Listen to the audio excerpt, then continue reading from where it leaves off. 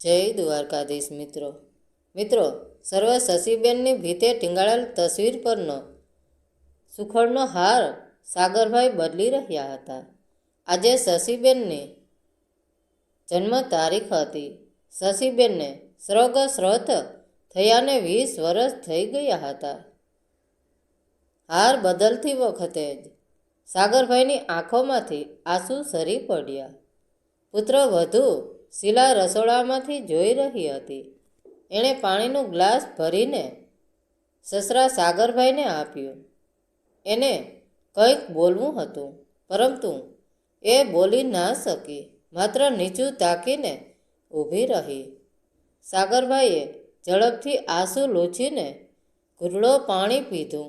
એણે ઝડપથી ગ્લાસ લીધું ને ઝડપભેર રસોડામાં ચાલી ગઈ. રસોડામાં ગયા પછી શીલા આંસુને રોકી ન શકી. આંખો તો આંસુથી ઉભરાઈ ગઈ, સાથે સાથે ડૂસકું પણ નખાઈ ગયું. એની નજર સામે ભૂતકાળ ખડો થઈ ગયો હતો. શીલા ધોરણ 8માં અભ્યાસ કરતી હતી. એ વખતે એક પુસ્તકની દુકાનેથી ધોરણ 8ના પુસ્તકો ખરીદી રહી હતી. પુસ્તકોની કુલ કિંમત 65 રૂપિયા થતી હતી, પરંતુ તેની પાસે 65 રૂપિયા હતા. એટલે શીલાએ દુકાનદારને કહ્યું, ભાઈ, આ ગુજરાતીનું પુસ્તક પાછું લઈ લો. પરંતુ દુકાનદારે કહ્યું કે આખો પુસ્તકનો સેટ જ વેચીએ છીએ, એટલે આખા સેટના પૈસા હોય તો જ પુસ્તકો લે. ઘડીભર શીલા ઊભી રહી. એના મોં પર એકદમ ઉદાસી છવાઈ ગઈ. છેવટે નીચું તાકીને ચાલવા લાગી. અચાનક જ એના ખંભા પર કોઈનો હાથ પડ્યો અને શબ્દો સાંભળ્યા, ઊભી રહે બેટા. એ શબ્દો શશીબેનના હતા. શશીબેન અને સાગરભાઈ આ દુકાનેથી કોઈ શૈક્ષણિક પુસ્તક લેવા માટે જ આવ્યા હતા. શીલા સાથેની હકીકત તેઓ જોઈ રહ્યા હતા. એટલે જ તેમણે શીલાને ઊભી રાખી. શીલા ઊભી રહેતા જ સાગરભાઈએ 10 રૂપિયા કાઢીને શીલાના હાથમાં આપીને કહ્યું કે લે બેટા, આ 10 રૂપિયા ને હવે આખો સેટ લઈ લે. અને તારું નામ શું છે? મારું નામ શીલા છે. સાહેબ, તમે ક્યાં રહો છો? સાહેબ, મારી મમ્મી મને 10 રૂપિયા આપશે ત્યારે હું તમારે ઘેર આપવા આવીશ. બેટા, કોઈ જરૂર નથી પૈસા પાછા આપવાની. એમ સમજજે કે હું તારો અંકલ જ છું. શશીબેન અને સાગરભાઈ 10 રૂપિયા આપીને સ્કૂટર લઈ ચાલતા થયા. શીલા ઘડીકભર એમને જતા જોઈ રહી. ઘડીકભર પહેલાંની ઉદાસી આનંદમાં પલટાઈ ગઈ. આજે ધોરણ 11ની પ્રવેશ પરીક્ષા પછીનું મૌખિક ઇન્ટરવ્યૂ હતું. પ્રવેશ પરીક્ષામાં શીલાએ 100માંથી 98 ગુણ મેળવ્યા હતા અને મૌખિક ઇન્ટરવ્યૂમાં તેનો પહેલો ક્રમ હતો. એનું નામ બોલતા જ શીલા ઓફિસમાં ગઈ. ઇન્ટરવ્યૂમાં બેઠેલ 2 વ્યક્તિઓને જોતા જ શીલા આશ્ચર્ય પામી. એને ઓળખતા વાર ન લાગી. એ શીલાબેન અને સાગરભાઈ હતા. નમસ્કાર સર. નમસ્કાર મેડમ, મને તમે ઓળખી? મારું નામ શીલા. ધોરણ 8ના પુસ્તકોના ખૂટતા પૈસા માટે તમે આજથી 3 વર્ષ પહેલાં 10ની નોટ આપી હતી. સર, એ હું શીલા. સાગરભાઈ અને શશીબેન શિક્ષકનો જીવ એટલે 3 વર્ષ પહેલાંની ઘટના થોડી કાંઈ ભૂલે. શશીબેન બોલ્યા, હા બેટા, ઓળખી તને. સાગરભાઈ અંગ્રેજી અને શશીબેન શાસ્ત્રના આ વિદ્યાલયના ધોરણ 11-12ના શિક્ષકો હતા. બંને પતિ પત્ની હતા. સાગરભાઈ ઘડીકભર શીલા સામે જોઈ રહ્યા અને પછી પૂછ્યું, બેટા, તારા મા બાપ શું કરે છે? સર, મારા પપ્પા તો આ દુનિયામાં નથી. હું 7મા ધોરણમાં હતી એ વખતે એક અકસ્માતમાં મૃત્યુ પામ્યા. મારી મમ્મી સોસાયટીમાં કચરા પોતા કરે છે. રાત્રે ઘેર સંચા પર રેડીમેડ કપડાં સીવે છે. આ બંને કામોમાં હું પણ મદદ કરાવું છું. મારો મોટો ભાઈ શૈલેષ સિવિલ એન્જિનિયરિંગના 3જા વર્ષમાં છે. ભણવામાં ખૂબ હોશિયાર છે. મારો ભાઈ અભ્યાસની સાથે સાથે મારો ભાઈ સવારે ન્યૂઝપેપર પણ વેચે છે. શશીબેન અને સાગરભાઈ ઢીલા થઈ ગયા. શશીબેને શીલાને પૂછ્યું, બેટા, તું 10મા ધોરણમાં 94% કઈ રીતે લાવી એ વિશે થોડું કહીશ? હા મેડમ. ચાલીમાં અમારું નાનકડું મકાન છે. હું સાંજના 8 વાગ્યાથી રાતના 1 વાગ્યા સુધી નિયમિત વાંચન કરતી હતી. સંચાનો અવાજ મને ક્યારેય ધ્યાન ભંગ કરી શક્યો નથી. હું ક્યારેય ટ્યુશન ગઈ નથી મેડમ. ફક્ત એક ધ્યાન થઈને કરેલી મહેનતે મને આ પરિણામ આપ્યું છે. તને ખબર છે શીલા, તારી 10મા ધોરણની ટકાવારીના લીધે તને આ વિદ્યાલયમાં મફત પ્રવેશ મળશે. પરંતુ વાર્ષિક 10,000નો અન્ય ખર્ચ તો થશે જ. શું એ ખર્ચ તને પરવડશે? હા સર, હું અને મારી મમ્મી સખત મહેનત કરીને પણ એટલો ખર્ચ કરી શકશું. મારે MBBA થવું છે સર. શશીબેન અને સાગરભાઈ એકબીજાને સામે ઘડીભર જોઈ રહ્યા. છેવટે શશીબેન બોલ્યા, બેટા, તારું ઘર અહીંથી કેટલું દૂર છે? મેડમ, અડધો 1 કિલોમીટરથી પણ થોડું ઓછું. તને આ વિદ્યાલયમાં એડમિશન તો મળી જ ગયું સમજ. પરંતુ લે આ અમારી સોસાયટી અને મકાનનું સરનામું. પરમ દિવસે રવિવારે તું અને તારી મમ્મી સવારે 10 વાગ્યે આવી જજો. એ વખતે થોડી ચર્ચા કરીશું.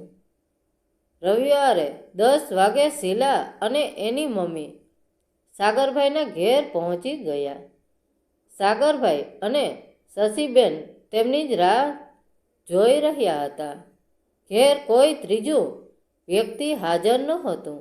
શશીબેને આવકાર આપીને શીલા અને એની મમ્મીને બેસાડ્યા. ચા પાણી કરાવીને શશીબેન બોલ્યા, બહેન, પહેલાં તો તમને એ વાતના ધન્યવાદ આપીએ છીએ કે તમે સાવ સામાન્ય પરિસ્થિતિ વચ્ચે પણ તમારા 2 બાળકોને ખૂબ સારી રીતે અભ્યાસ કરાવી રહ્યા છો. અમને ખૂબ આનંદ થયો છે અને એટલે તો તમને અમારે ઘેર બોલાવ્યા છે. અમે પરિવારમાં 3 જણ છીએ. દીકરો અત્યારે બિઝનેસ મેનેજમેન્ટ ક્ષેત્રે કારકિર્દી બનાવવા અમેરિકા છે. અમે બંને નોકરિયાત હોવાથી ઘરકામ અને રસોઈમાં ખૂબ તકલીફ પડે છે. ઘણા બધા નોકરો આવ્યા ને ગયા, પરંતુ એમના ભરોસે ઘર મૂકી શકાય એવું કોઈ ના મળ્યું. જો તમે અમારું ઘરકામ અને રસોઈ કરી આપો તો અમને ખૂબ આનંદ થશે. આપ કહેશો તે પગાર આપશું. શીલાના મમ્મી બોલ્યા, બહેન, અણહકનું તો લેવાય નહીં, પરંતુ મહિને 3,000 આપશો તો ચાલશે. સાગરભાઈએ વચ્ચે જ કહ્યું, 3,000 રૂપિયા તો અમને મંજૂર છે, પરંતુ બંને ટાઈમ તમારા પરિવારનું જમવાનું પણ અમારે માથે એમાં કોઈ આનાકાની ના કરતા. બહેન, શીલાના પરિવારને તો આજ સોનાનો સૂરજ ઉગ્યો હતો. જીવનની હાડમારીનો પ્રશ્ન લગભગ સોલ્વ થઈ ગયો હતો. શૈલેષભાઈનો અભ્યાસ પૂર્ણ થતાં જ સરકારી નોકરી મળી ગઈ હતી અને નોકરિયાત પત્નીનો પતિ પણ બની ગયો હતો.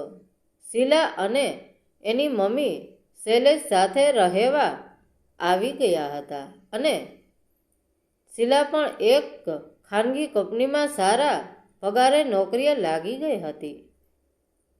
શશીબેન અને સાગરભાઈનો પુત્ર સૌરવ પણ અભ્યાસ પૂર્ણ કરીને અનુભવ માટે ત્યાં જ નોકરીમાં જોડાયો હતો. અમેરિકા 3 વર્ષ નોકરી કરીને તેણે અમદાવાદમાં વાર્ષિક 25 લાખનું પેકેજ મેળવ્યું હતું. રવિવારનો દિવસ હતો. સૌરવ એની પસંદ કરેલ છોકરીને પોતાની કારમાં લઈને એના મા બાપને બતાવવા માટે પોતાના ઘેર લઈને આવી રહ્યો હતો. એની સોસાયટીના નાકામાં કાર વળતા જ શીલા બોલી ઉઠી, સૌરવ, આ સોસાયટીમાં તો એક ખૂબ જ માયાળુ સર અને મેડમને ત્યાં હું અને મમ્મી કામ કરવા આવતા હતા. સૌરવ બોલ્યો, શું નામ હતું એમનું? શશી મેડમ અને સાગર સર. હે, તો મજા આવી ગઈ. શીલા, વાહ ભાઈ વાહ, આ તો અજીબ ઘટના કહેવાય.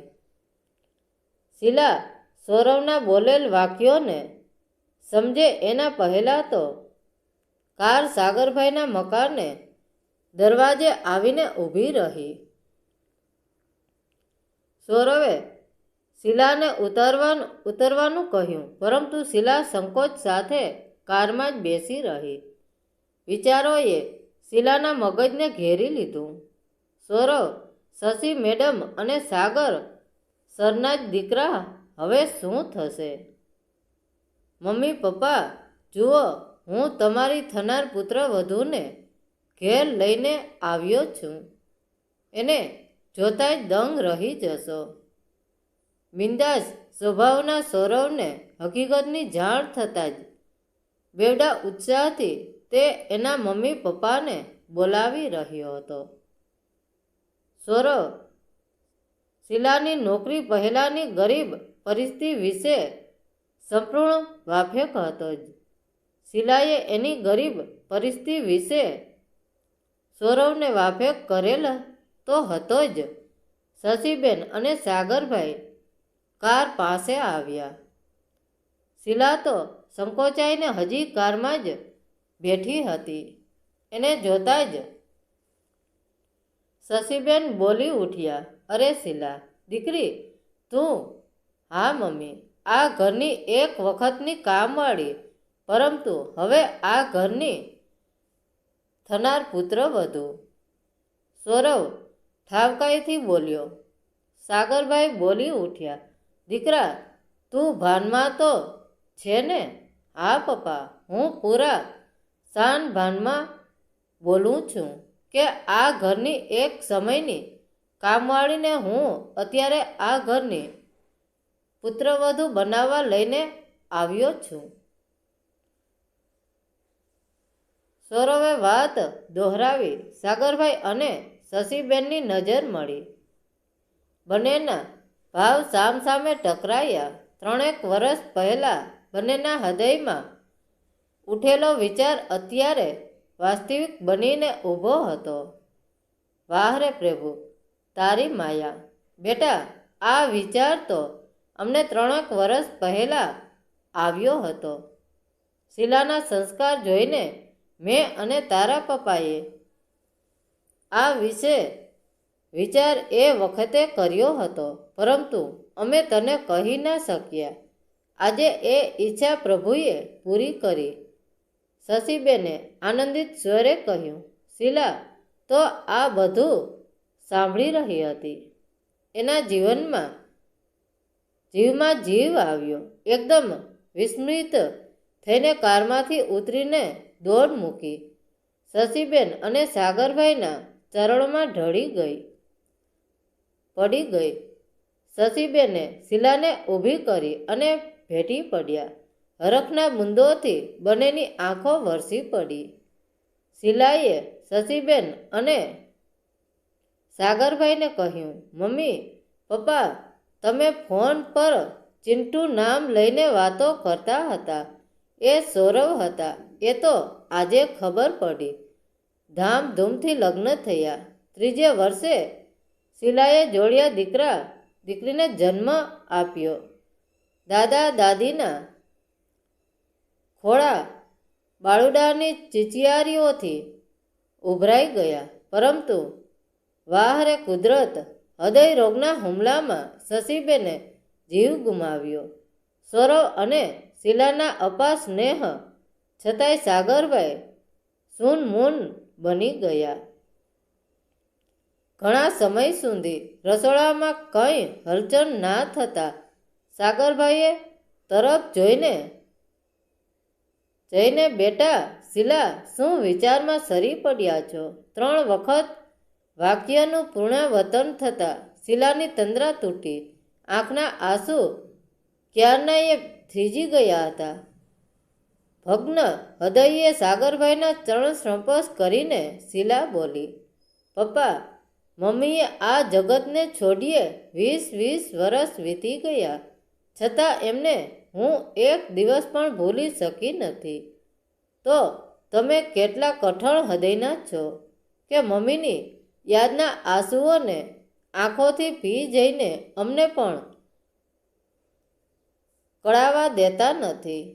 બારણું ખુલ્યું. મેડિકલ લાઇનમાં અભ્યાસ કરતા જોડિયા પોત્રી શ્યામ અને શ્યામા હાથમાં ગુલદસ્તા સાથે હાજર થતા. બંનેએ દાદી શશીબેનની તસવીર આગળ ગુલદસ્તા રાખીને જન્મદિવસ મુબારક દાદી કહીને દાદા સાગરભાઈના ચરણ સ્પર્શ કર્યા. થોડી વારે સૌરવ આવ્યો અને બોલ્યો, ચાલો પપ્પા, મીઠાઈ તૈયાર છે. વૃદ્ધ આશ્રમે મા બાપોની મુલાકાતે. સાગરભાઈનો પરિવાર સર્વ શશીબેનની જન્મ તારીખે વૃદ્ધ આશ્રમે ઘરડા મા બાપોને મીઠાઈ આપવા ઉપડી ગયા. મિત્રો, વાર્તા કેવી લાગી? સારી લાગી હોય તો કોમેન્ટ કરીને જરૂર જણાવજો. ધન્યવાદ મિત્રો. રાધે રાધે. જય દ્વારકાધીશ.